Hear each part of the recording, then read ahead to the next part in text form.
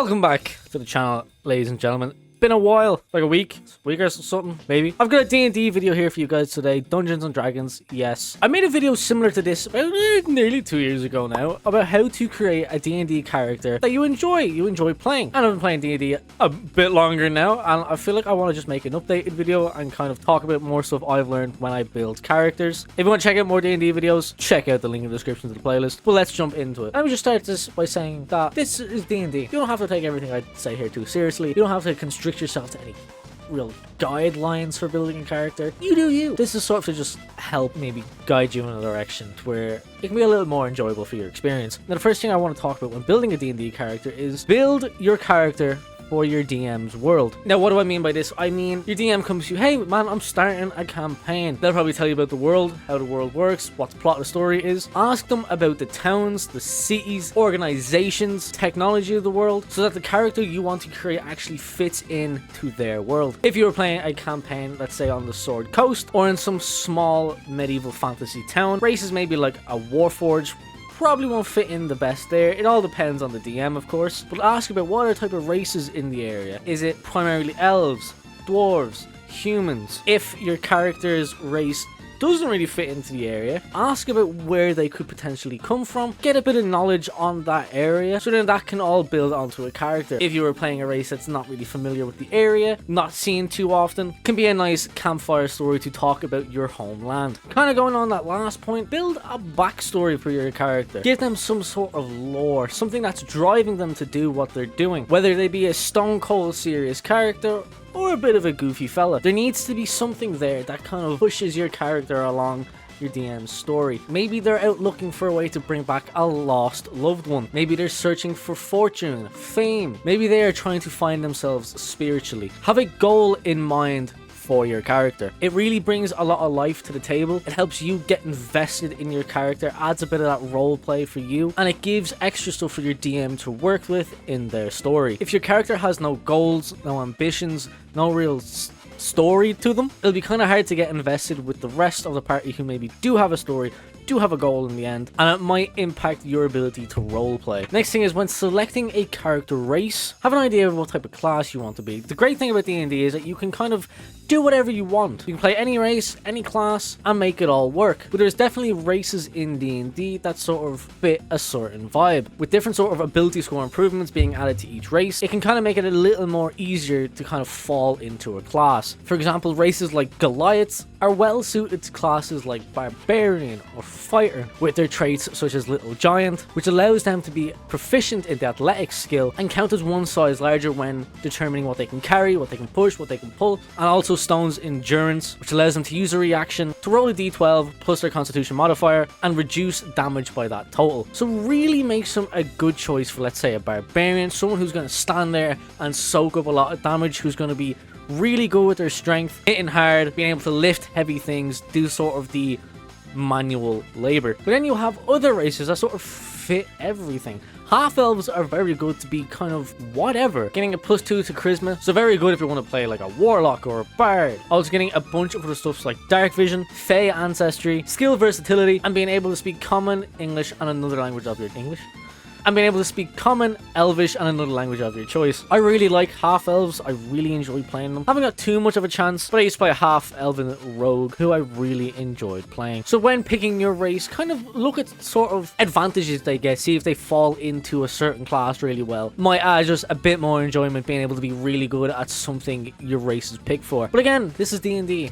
You don't have to do anything you don't want to. If you want to be a Goliath wizard, go for it. Another thing, just sort of speaking on races, when picking a race, ask your DM or do a little bit more research yourself to how that race acts. What are their traditional hometowns like? What are their traits? What do they look like? How big are they? How long do they live? How long do they have to sleep for? Some races need a full 8 hours of sleep, while others only need 4 hours of meditation. Stuff like that can be very handy to know for your character. Say if you're resting out in the wild, someone needs to keep watch. If you only need to rest for 4 hours, you can be very good at keeping watch throughout the night. And finding out where they're sort of from or how they sort of act can help you build your role-playing ability for your character. Maybe picking an accent, certain words they'd use, little things like that that can sort of help bring your character to life. When picking a class, you want to look at what their saving throws are. What saving throws is your character going to be proficient in? If they were to say, let's play a monk, strength and dexterity, rogue, dexterity and intelligence, barbarian, strength and constitution. Knowing this can sort of help you when it comes time to put all those stats in place. Whether you're doing point buy or manually rolling for them all, it's good to know where you want your highest and where you want your lowest. Sticking with barbarians for a bit, you want their strength and constitution to be quite high, as their strength is what they're going to be hitting with mostly, and constitution to give them that health and that unarmored defense. Sort of trope with barbarians is that they don't need to be very clever, and they don't need to be very smart. I remember when I was playing Theros, I was a barbarian Goliath who kind of sort of came off from the mountains up north, far away from the land of Theros. While walking around, he was sort of seen as this oddity. He became champion of the main city in the gladiatorial arena, so everyone knew him for miles. This sort of faraway traveler who's standing at about 7-8 feet tall. These incredible designs all along his face. He was an absolute unit in combat and had a great constitution score, but he only had an intelligence score of like 7. So my good man Galith, that was his name, didn't really do well when it came to the likes of history or stuff like that. But if you needed a door opened, something broken, he was your guy. It's little things like that you want to think about. So make sure you know your saving throws, make sure you know your spell casting modifier, your skill you're going to be using the most. When it comes to playing characters that are spellcasters, kind of think of what type of spellcaster you want to be. I've seen it a lot with people that I play with, is that they sort of want to venture out into different classes, but they want every class to do the same thing. Maybe they started off playing a paladin or a fighter or a barbarian and seen they were doing quite a bit of damage, and they were like, right, I want to play something different, and then try and building that character to sort of do that sort of insane damage. When picking your class and your subclasses, you need to think about what it is they are actually going to do. So when it comes to a life domain cleric, I mean, it's in the name. You're not expecting someone to be doing tons of damage. More so, you are there to keep your team alive, add support where you can, and deal out those bits of damage when possible. The thing I try and tell people is that it's not always about doing big damage. It is fun to get in there and be able to hit everything and kill everything. It's like, yes, this is me! But then there are certain things that just, they don't do as much damage, they don't get as much kills, but they are extremely helpful in different situations. Whether it's providing support from far away, being able to set up opportunities for the more tankier damage dealing characters. I remember in Theros I was playing with a wizard who wouldn't use sort of offensive spells. It was kind of in his character. He didn't believe in harming anyone, which on paper seems like, okay, so how is that going to be helpful in a fight?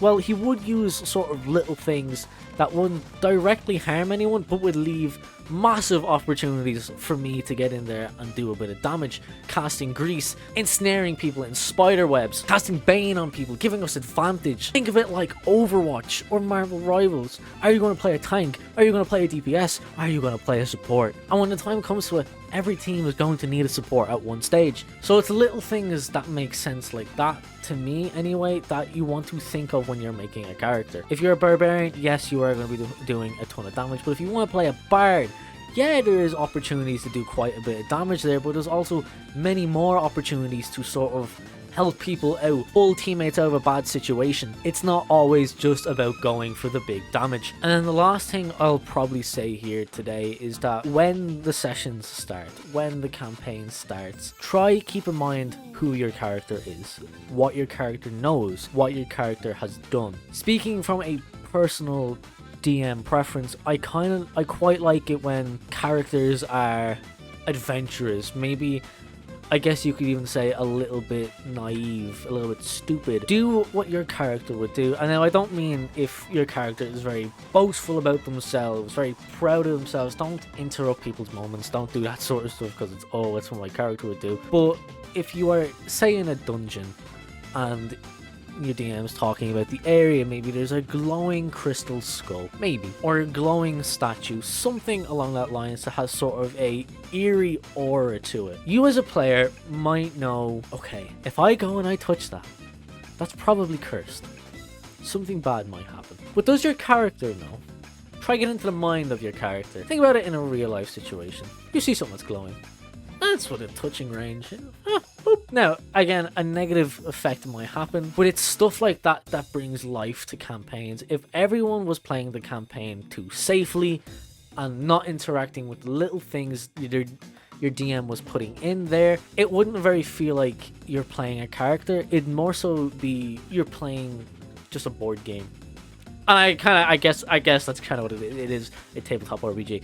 But it is an RPG. Getting to the mind of your character, having sort of stuff there to get into, talk about, making decisions that you as a player might know is a bad decision, but as a person who's maybe in the heat of combat or in a stressful situation, decisions they might make like that. I guess what I'm trying to say is just don't metagame too hard. I don't know, but I quite like it when players are adventurous and do stuff that's maybe not the right option. Maybe it's a little bit out there. Maybe it might work, but it might not. It might have something horrible to come along with it. But I feel like decisions like that make it more fun for everyone at the table and the DM. And that's all I've got to say. I hope this video made a bit more sense. I feel like I've come a bit further from the last time I did a video like this. Even having sort of my little points written out. We didn't used to do that back then. We just kind of raw dog it. But yeah, hopefully these tips make it a little easier to create a D&D character there that you enjoy playing, that you can get into and really, I guess, get personal with. Someone that means something to you. Again, you don't have to follow these. These are just things I like to do to create enjoyable characters for myself and kind of help people out to make sort of enjoyable characters, because I have seen it where people will create a character and they don't like them, and it usually comes down to that they don't have a story, they don't have anything there that actually makes them feel like a character. Sort of they'll pick something because they think it's cool or they think it's really busted, try min-max the shit out of a character, and then getting into it realizing that a lot of the stuff they've chosen either doesn't work or they can't get involved because they've no story there or anything like that. So they usually sit here and